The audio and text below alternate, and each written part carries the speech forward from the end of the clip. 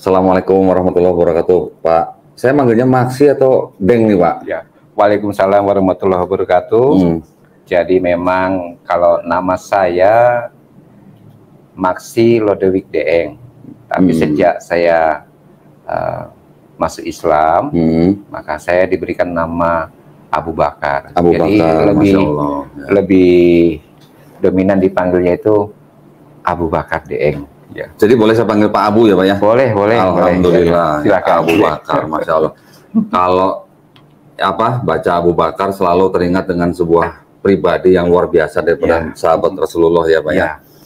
Ya, sebelum kita mulai ngobrol-ngobrol ya dengan Pak Abu, seperti biasa saya ingin mengundang para pemirsa yang mungkin ingin menyalurkan zakat sedekah infaknya, atau juga mungkin yang ingin mengikuti program wakaf ya untuk tanah yang berlokasi di Wonosalam, Jombang, Jawa Timur seluas 6 hektar dengan harga Rp250.000 per meter persegi, bisa mengirimkan ke Bank Syariah Indonesia atau BSI dengan kode bank 451 nomor rekening 111889988 atas nama Yayasan Pembina Mu'alaf At-Tauhid, dan bukti transfer dapat dikirimkan ke nomor handphone 0812 3280 2080 atau 0811 188 9181. Semoga partisipasi para pemirsa diterima di sisi Allah Subhanahu wa taala sebagai amal jariah. Amin ya rabbal alamin. Amin. Baik, nah sekarang kita akan tanya-tanya nih ya sama Pak Abu ya. Pengalamannya dan yang terutama nih pengakuannya gitu ya. Bagaimana beliau dari seorang pendeta bisa mengganti imannya menjadi seorang muslim ya. Alhamdulillah. Baik, kita mulai saja ya, Pak Abu ya. Iya. Betul, Pak Abu dulu pendeta, Pak. Baik. Assalamualaikum warahmatullahi wabarakatuh. Waalaikumsalam warahmatullahi wabarakatuh. Jadi saya mendapat pertanyaan, apa betul saya ini dulu seorang pendeta? Iya. Jadi saya katakan bahwa sebelum saya dulu menjadi pendeta, pasti ada prosesnya. Dan prosesnya itu adalah harus mengikuti pendidikan untuk bisa menjadi seorang pendeta. Dan kebetulan waktu itu saya menempuh pendidikan untuk menjadi pendeta itu harus mengambil sarjana teologi, atau gelarnya pada waktu zaman saya itu adalah STH. Dan itu pun untuk mendapatkan gelar STH prosesnya sesuai dengan denominasi gereja yang kami anut waktu itu. Dan kebetulan waktu itu saya mempunyai denominasi gereja dari gereja Kristen Advent. Nah, untuk menjadi seorang pendeta harus menempuh pendidikan S1 Teologia. Walaupun S1 Teologia itu tidak harus menjadi pendeta, tapi syarat untuk menjadi pendeta harus mengambil sarjana teologia, S1 Teologia. Nah, setelah saya menempuh pendidikan S1, nah dari situlah bisa menjadi satu rekomendasi, bisa nggak saya ini dipekerjakan untuk menjadi seorang pendeta atau tidak. Nah, karena untuk menjadi seorang pendeta itu juga harus punya melalui proses, dan prosesnya itu adalah dia diuji, diuji selama 2 tahun selama dia waktu kuliah, dan kalau dia lolos selama 2 tahun, maka dia bisa mengambil atau melanjutkan pendidikannya untuk bisa menjadi seorang pendeta. Tapi bila 2 tahun itu tidak lolos, dia bisa mengambil menyelesaikan S1-nya itu, tapi bukan untuk menjadi seorang pendeta, tetapi hanya menjadi seorang guru agama. Oh, gitu. Mohon maaf Pak, dulu STT mana Pak dulu?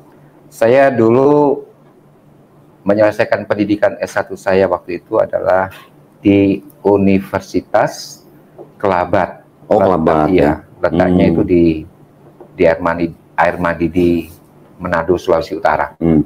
Mohon maaf Pak, kalau Kelabat ini berarti denominasinya Advent ya Pak ya? Iya, betul. Oke. Jadi memang mungkin ada yang belum terlalu paham atau mengerti bahwa oh ini Universitas Kelabat, ini apa betul ini menamatkan sarjana-sarjana teologi ya, kan gitu. Nah, memang namanya Universitas Kelabat, tetapi di situ ada satu fakultas yang namanya juga Fakultas Filsafat. Nah, di era kami atau waktu saya menempuh pendidikan, itu di situ ada yang namanya Fakultas Filsafat jurusan teologi ya. Sehingga tamatannya itu pada waktu saya menempuh pendidikan di situ, tamatannya mendapatkan gelar S1-nya itu STH atau Sarjana Teologi. Sarjana Teologi. Nah, kemudian dari situ Bapak menjadi pendeta di gereja mana, Pak? Ya, gereja jadi saya setelah saya ditamatkan, saya tidak langsung memegang jemaat waktu itu, karena walaupun pada waktu saya masih menempuh pendidikan S1 itu, jadi tahun-tahun terakhir itu seorang calon pendeta itu dia harus lecture atau namanya praktek lapangan. Jadi dia harus pegang jemaat itu selama 1 semester, 2 semester. Nah, dari situ dia bisa mendapatkan pengalaman bagaimana cara menjadi seorang pendeta itu pada waktu dia pegang jemaat nanti. Nah, jadi setelah saya selesai dan waktu itu saya kebetulan disayang juga sama ada satu keluarga misionari. Kebetulan satu keluarga misionari ini adalah dari Amerika Serikat ya. Nah, jadi mereka melihat saya waktu kuliah dulu itu, saya dianggap salah satu mahasiswa yang cukup tangguh karena saya kuliah sambil kerja. Lalu setelah saya selesai, maka mereka menjadi sponsor saya untuk mengirim saya ke Manila. Dikirimlah saya ke Manila oleh satu keluarga ini yang namanya adalah Wentworth. Wentworth. Nah, saya dikirim ke sana, lalu saya mengikuti pengalaman yang luar biasa, termasuk menjadi misionari pertama dari Indonesia yang bergabung dengan seluruh misioneri-misioneri di seluruh dunia, yang salah satu program daripada gereja Advent itu yang luar biasa. Jadi ada yang namanya one year for the Lord. Jadi 1 tahun untuk Tuhan. Nah, jadi anak-anak muda dari segala penjuru dari mana saja, maka siapa yang mau terpanggil untuk dididik menjadi seorang misioneri, maka punya wadahnya, yang tuh waktu itu di Manila, di Filipina. Jadi yang disebut dengan pergerakan 1000 misioneri. Jadi pemuda-pemuda dari seluruh dunia, dari seluruh pelosok di mana saja terpanggil, ayo siapa yang mau bergabung untuk menjadi misionari. Dan waktu itu saya juga mendapatkan kesempatan dan dikirim juga oleh keluarga Wentworth ini ke Manila, dan saya pergunakan juga waktu itu untuk ikut satu program misioneri di Manila. Jadi saya termasuk pemuda misioneri pertama yang dikirim ke Manila, ya kan. Kemudian diikuti oleh adik-adik kelas saya. Dari situ ada yang dari Bandung, ada juga yang dari Manado, ya, dari mana-mana. Jadi mereka akhirnya bergabung juga dengan pergerakan misioneri ini. Dan ini luar biasa ini. Tahun berapa tuh Pak Bu? Tahun berapa? Tahun 1994 waktu 94. Saya selesai. Saya selesai S1 saya, lalu saya dikirim ke Manila, dan waktu itu saya mendapatkan kesempatan yang indah menjadi juga salah satu misioneri yang bergabung dengan seluruh pemuda-pemuda di seluruh dunia. Jadi ada yang dari Amerika, ada yang dari India, ada yang dari Taiwan, ada yang dari Singapura, dari segala macam negara kami berkumpul di sana. Itu luar biasa. Masya Allah. Itu pengalaman yang luar biasa ya kalau buat seorang pemuda seperti Pak Abu pada waktu itu ya. Iya. Berapa lama Pak di Filipina Pak waktu itu? Jadi waktu itu 1 tahun lebih ya. Oh, 1 tahun lebih ya. 1 tahun lebih. Setelah itu kembali ke Indonesia. Kembali ke Indonesia. Terus jadi pendeta gitu Jadi Pak? pendeta. Nah, jadi waktu saya jadi pendeta di Indonesia, itu sudah lebih percaya diri karena ya masih muda, ya kan, pengalaman sudah luar biasa, pendidikan tinggi, ya. Mendapatkan kesempatan untuk bergaul dengan pemuda-pemuda seluruh dunia, dan memang hal-hal seperti itu tuh membuat kalau saya sendiri secara pribadi itu lebih percaya diri, sehingga waktu saya pulang ke Indonesia, lalu saya diberikan jemaat, dan jemaat saya yang diberikan waktu itu jemaat di Manado juga. Di Manado, ya? Jemaat Manado, seperti jemaat di Teling Manado, itu salah satu jemaat pionir juga, ya. Masih ingat Pak, jemaatnya berapa waktu itu Pak? Waktu pertama kali jadi pendeta Pak?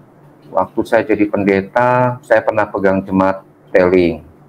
Ini pasti orang-orang Manado pasti kalau lihat saya ini pasti mereka akan bernostalgia. Gitu ya, iya. Akan bernostalgia. Ya, mudah-mudahan saya tetap merasa bahwa saya ini adalah bagian Anda semua. Tetap saya anggap bahwa kita ini semuanya bersaudara. Ya, betul. Tetap sahabat, tetap saudara. Betul. Jadi saya akan juga selalu berdoa untuk sahabat-sahabat saya ini, di mana pernah menjadi jemaat-jemaat saya yang saya pimpin juga. Artinya bahwa keadilan, keikhlasan, kejujuran itu pasti akan mendapatkan pertolongan dari Allah, ya.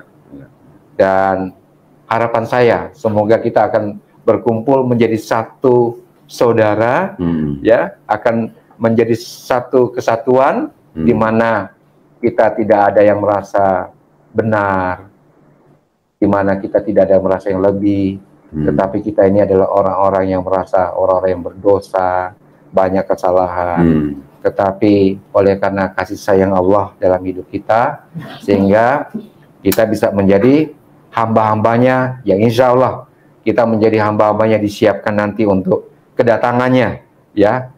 Artinya bahwa umat Islam kita ini juga percaya siapa Yesus, bahwa Yesus juga akan datang untuk apa? Untuk menjadi hakim yang adil bagi kita semua. Jadi Anda semua yang masih di luar sana, Anda adalah saudara sahabat saya. Hanya mungkin saat ini kita belum bersama-sama, tapi doa saya bagi siapapun yang jujur, bagi siapapun yang mau menerima, ya, ajaran yang benar, ajaran yang benar dari semua nabi-nabi, kita pasti akan menjadi satu apa?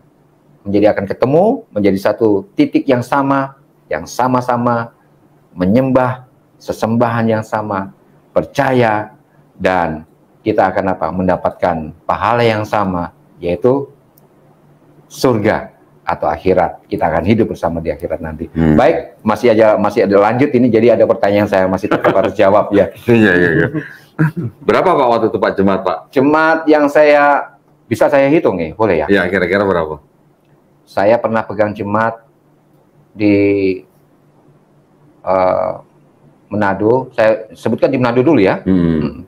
Jadi jemaat Watumea. Ini kebetulan pasti ya, selamat bertemu ya, sudah di Watumea, ya, jemaat Watumea, gitu. Jemaat Watulane. Lalu jemaat Tonsaru, lalu semuanya di Sulawesi Utara tuh Pak, ya? Yang masih di Manado ini, masih di Manado ini banyak. Tapi banyak, karena diminta ya saya sebutkan aja, ya. Iya. Selamat ketemu untuk jemaat-jemaat yang tetap bersahabat, ya. Iya. Rerer, jemaat Rerer, lalu jemaat Karor, lalu jemaat Kaima. Ini masih saya ingat ini, ya kan? Iya. Karena ditanya begini mendadak. Luar biasa, ya, masih ingat, ya? Saya masih ingat nama-nama itu, ya. Kaima, jemaat Tonsel Lama, ya. Lalu jemaat Rinegetan, lalu jemaat Kiniar, coba. Lalu jemaat Papakelan sendiri, jemaat di mana itu di kampung saya, ya kan? Nah, terus jemaat Ranotana, lalu jemaat yang saya tidak bisa lupa yaitu jemaat tadi yang dikatakan jemaat Teling, dan di mana saya praktek menjadi pendeta itu adalah jemaat Sario di Manado. Nah, itu yang di Manado, ya. Saya belum sebutkan semua di Manado, ya kan? Jadi sempat keluar Manado juga Pak? Iya. Di gereja mana lagi Pak? Di jadi provinsi aja di Bitung, sampai di Bitung ada yang kenal ya kan, iya. jemaat-jemaat di Bitung ya kan. Iya. Nah itu sampai ke Bolang Mongondo, ada jemaat-jemaat yang di Bolang Mongondo yang saya sempat kunjungi juga. Nah kemudian di Papua, ya di Papua ada jemaat yang saya layani pertama yaitu jemaat di Biak. Biak, di Biak. Iya, iya. Jadi namanya jemaat Samova di Biak. Lalu ada jemaat Sanumi, ada jemaat Mokmer, lalu dan jemaat-jemaat yang lain.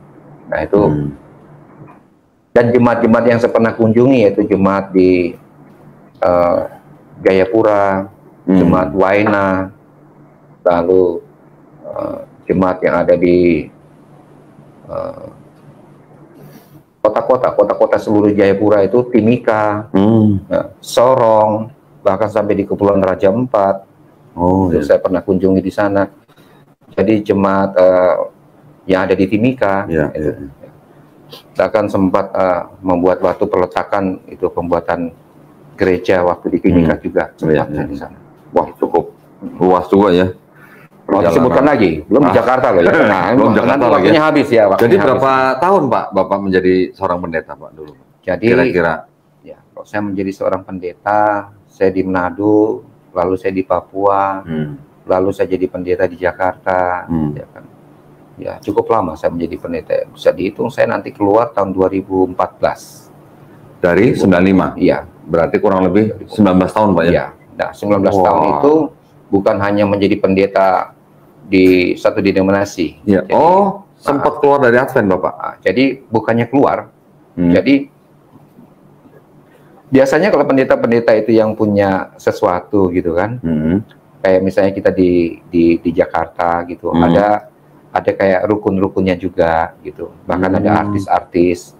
Nah ini ada gereja-gereja atau yang namanya disebut satu kelompok atau apa sih itu yang untuk saat ini itu disebut ministry. Ministry. Ya. Itu saya sampai sempat melayani juga ministry yang ada di Jakarta. Itu bukan satu denominasi saja, dari beberapa gabungan. Itu. Nah, jadi ada jemaat, ada ministry, bahkan mendirikan ministry juga di Jakarta. Jadi ya banyak jemaat juga yang di Jakarta, termasuk ministry yang pernah saya layani selama saya bertugas di Jakarta. Juga pernah menjadi juga misioneri di Jakarta, tapi saya ditempatkan di daerah Jawa Barat ya, Labuan ya. Labuan Jawa Barat, Banten Pak. Banten, oh ya Banten. Ya, Banten. Pernah jadi misioneri. Pandeglang berarti Pak ya? Betul. Tahun berapa Pak? Saya di Labuan. Di Labuan. Banten itu sekitar tahun 2000 kalau nggak salah ya, 2004 itu ya, 2004 atau 2005, 2004 atau 2005 itu. Iya. 2004 atau 2005 itu, kalau nggak salah ya itu. Jadi saya dengan beberapa teman-teman pendeta, jadi ada teman pendeta yang bisa mengajarkan soal permesinan, jadi apa ya, seperti disebut motoris ya, mengajarkan soal permesinan, jadi mengajarkan soal mengemudikan kendaraan, dan saya waktu itu mengajar bidang bahasa Inggris, jadi baik anak-anak yang masih sekolah ataupun para karyawan, itu saya mengajar mereka bahasa Inggris waktu itu. Jadi setelah 1995 sampai 2014 ya Pak ya? Ya. Cukup lama ya Pak ya? Cukup lama ya. Dan Bapak sudah malang melintang berarti ya? Gitu ya? Betul. Pengalaman pelayan di luar negeri gitu ada Pak? Jadi ya saya pernah diminta untuk ya seperti di Filipina pernah ya kan? Lalu ke Singapura juga pernah. Ya. Jadi di bertemu dengan rekan dan sahabat-sahabat juga yang ada di Singapura, dan juga di India. Oh di India pernah Pak? Di kota mana Pak? Di apa namanya? Ingat, masih ingat. Iya. Saya pernah tugas juga di India soalnya, Pak. Iya. Apa namanya, sedikit itu ya. Karena di mana, Pak? Di tengah, di utara atau di selatan? Di selatannya, di selatan. Tamil berarti. Dekat Coimbatore seperti Coimbatore, Chennai. Bukan Tamil ya, kalau nggak salah Tamil. Goa. Nggak ingat kotanya, Pak ya? Nggak ingat saya. Nggak ingat ya. Iya. Saya juga pernah tugas di sana waktu itu. Dan itu karena kenapa saya sampai injak ke sana juga, jadi lewat sahabat-sahabat yang waktu kami masih muda sempat misionari itu, kami bersahabat baik, bersahabat dekat, jadi dipanggillah juga sempat ke sana saya. Iya, iya. Baik, nah jadi selama Bapak menjadi pendeta, anak berapa Pak jadi waktu itu? Wah, ini pertanyaan yang luar biasa ini. Enggak, ini sih pertanyaan biasa sebenarnya. Anak tahu nanti kalau jawabannya luar biasa. Pertanyaannya biasa. atau Bapak enggak menjawab juga nggak apa-apa, Pak. Saya jawab. Oh, Bapak jawab. Silakan. Nggak ada yang tidak saya jawab. Saya akan jawab. Nah, ini. Jadi ini pertanyaannya berapa anak saya? Iya.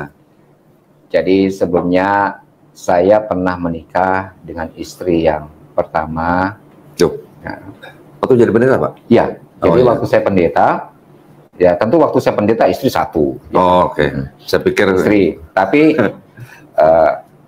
lewat istri yang pertama, ya saya minta maaf kok saya sebutkan namanya, karena bagaimanapun kita pernah menjadi satu keluarga, dan namanya adalah Dr. Yuvino Agu, dan sampai saat ini dia masih bekerja di salah satu rumah sakit gereja, yaitu Rumah Sakit Advent di Bandung.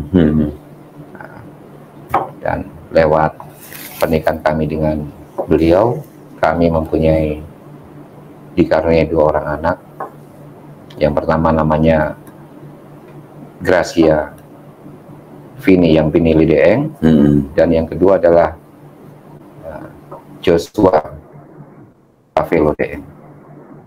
Dan kedua anak ini waktu kami masih sebagai suami istri,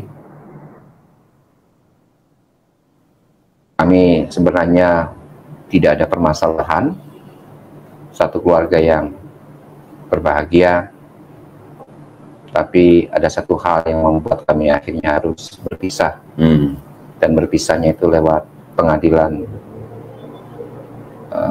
secara resmi. Waktu Bapak masih jadi pendeta? Iya, waktu pendeta. Oh. Jadi waktu saya masih pendeta akhirnya harus berpisah. Dengan kata lain tuh cerai. Loh, bukannya nggak boleh Pak cerai, Pak? Ya, jadi ya memang di kependetaan itu mengajarkan nggak boleh cerai, nggak boleh. Nggak usah pendeta, jemaatnya aja sendiri kan nggak boleh cerai, Pak ya? Dan bukan jemaatnya, pendeta ngajar nggak boleh cerai. Iya. Pendeta suruh ngajar nggak boleh cerai. Ya, saya masih ingat dulu ada beberapa anggota jemaat yang sudah sampai mungkin di ujung tanduk bahwa mereka akan segera bercerai, sampai saya katakan, siapa yang berani menceraikan manusia ini? Kalian ini sudah disatukan ya kan? Tidak ada yang bisa memisahkan ya kan? Tidak ada. Mau hakim bunuh ya, mau hakim, ya, pengacara hebat, siapa mereka? Kok sampai berani memisahkan yang sudah disatukan ini? Gak bisa. Kamu hakim, jaksa, saya ngomong, kamu bagi kamu, celaka loh bagi kamu. Berani kamu memisahkan, berani menceraikan orang yang sudah berumah tangga. Siapa kalian? Apa yang sudah disatukan oleh Tuhan tidak boleh dipisahkan oleh manusia. Manusia seperti apa kamu berani melawan Tuhan? Nah, itu sampai saya pernah mengatakan demikian ya. Iya. Terus jadi, tapi kok saya sendiri akhirnya harus pisah, cerai di pengadilan ini luar biasa loh. Yang menceraikan Bapak manusia nih, Pak. Dan manusia, ya kan? Dan yang menjadi saksi-saksinya adalah pendeta-pendeta juga. Wah, ini lebih hebat ya kan? Kok bisa begitu, Pak? Iya. Saksinya pendeta-pendeta, Pak. Ya. Oh, jadi sahabat-sahabat pendeta saksi.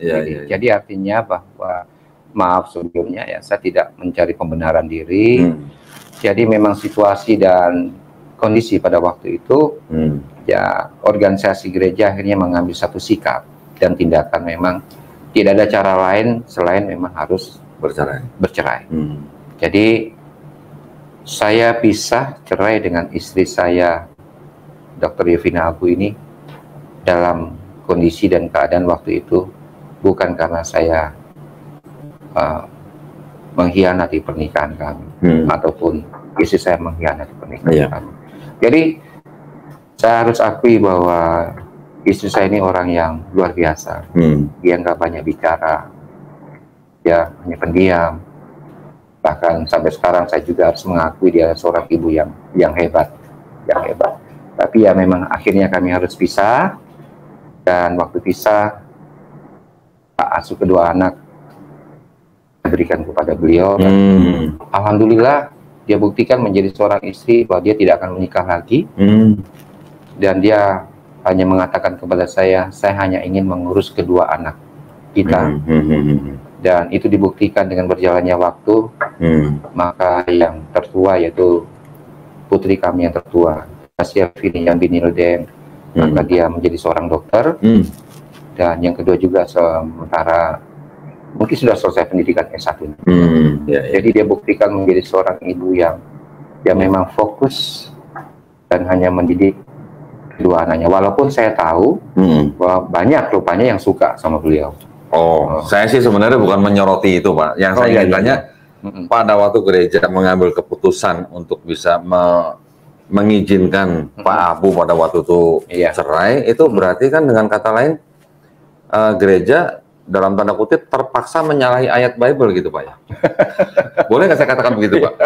Jadi, iya. Saya paham maksudnya. Karena kan setahu saya di dalam Bible kan yang sudah disatukan oleh Tuhan tidak boleh diceraikan manusia kecuali zina, gitu kan, Pak? Betul. Ya kan? Nah, pada saat gereja mengambil keputusan itu bagaimana tuh, Pak? Ini menyiasati ayat itu bagaimana tuh, Pak? Jadi saya pikir ya gereja bukannya menyalahi aturan sebenarnya, saya lihat. Jadi di sini memang ada satu kebijakan daripada gereja yang diambil. Akhirnya saya harus bercerai itu ya karena ini sudah terlalu jauh campur tangan, ada orang-orang ketiga di dalamnya.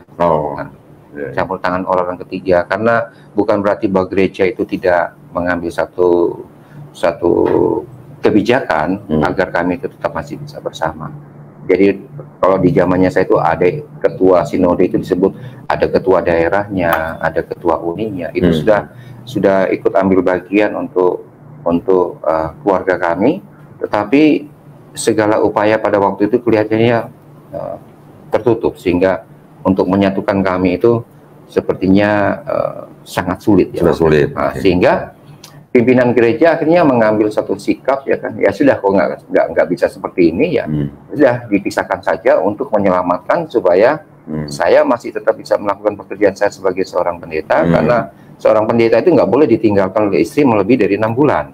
Gitu ya. Jadi dari organisasi sudah membuat suatu cara untuk tetap menyelamatkan, tapi akhirnya tidak ketemu waktu itu ya, sampai akhirnya ya sudah pisahkan. Dan kalau dipisahkan artinya pada waktu itu ya organisasi yang memutuskan, karena memang dalam hal ini bukan karena melawan ajaran Alkitabnya, tapi ada apa tersendiri, ada hal khusus gitu, tersendiri ya kan. Baik. Itu tapi pas waktu Bapak bercerai itu Bapak masih menjalankan tugas sebagai pendeta? Iya, betul. Masih tugas di Papua waktu itu. Masih di Papua. Gereja apa tadi, Pak, yang di Papua, Pak?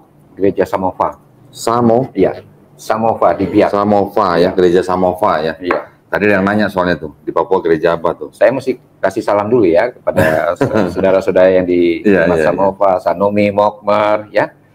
Jadi salam apa? Bertemu kita semua. Kita tetap bersaudara, kita tetap bersahabat ya. Semoga semua sehat ya, Pak ya. Semoga kita selalu sehat dan kita selalu diberkati. Lanjut, Pak. Terus saya pernah nonton video Pak Abu nih. Saya waktu itu pernah menyimak Bapak pernah jadi pilot. Jadi ini maksudnya pendeta jadi pilot atau pilot jadi pendeta, Pak? Jadi ada kelebihan daripada satu denominasi gereja kami, yaitu dari gereja Advent gitu. Yang mungkin denominasi gereja yang lain mungkin nggak punya, karena dari denominasi Advent maksudnya, Pak ya? Kami dari denominasi gereja kami itu kami sampai punya aviation sendiri. Perusahaan penerbangan? Artinya ya perusahaan penerbangan sendiri dari gereja, jadi namanya penerbangan misionari. Dan kalau misalnya di Indonesia, penerbangan aviation daripada denominasi gereja kami itu di Indonesia itu tempatnya ada, yaitu di Doyobaru, Sentani Doyobaru. Sentani Doyobaru, Jayapura. Oh, Sentani Doyobaru, Jayapura, ya. Jadi kami punya aviation sendiri, dan di mana tugas-tugas daripada penerbangan ini adalah karena daerah-daerah yang lain itu tidak bisa dijangkau dengan darat, jadi harus lewat udara. Nah, contoh di Papua, kami punya aviation sendiri, sehingga untuk membawa obat-obatan, pakaian, ataupun bantuan-bantuan. Oh, ini bukan komersil ya, Pak? Bukan komersil. Itu memang ini pesawat-pesawat kecil berarti? Iya, pesawat kecil. Okay. Pesawat-pesawat kecil yang namanya pesawat twin, ya kan? Dan bahkan sampai sekarang itu tetap ada. Bahkan sudah semakin baik ya cara pelayanannya. Nah, jadi di sana itu dikatakan bahwa pendeta-pendeta yang lain itu bisa punya kesempatan juga untuk berkunjung ke tempat-tempat yang tidak bisa dikunjungi, dan saya juga mendampingi salah satu pilot yang paling hebat pada waktu itu, sampai namanya itu luar biasa, namanya adalah Bob Robert, ya kan. Nah, saya mendampingi beliau terbang ke kota-kota yang kami kunjungi, baik ke apa itu namanya Wamena, ya kan, dan tempat-tempat yang luar biasa yang kami kunjungi itu, yaitu untuk melihat, memberikan motivasi kepada gereja-gereja, bahkan memberikan bantuan-bantuan kepada jemaat-jemaat yang ada di tempat-tempat terpencil yang tidak bisa dijangkau.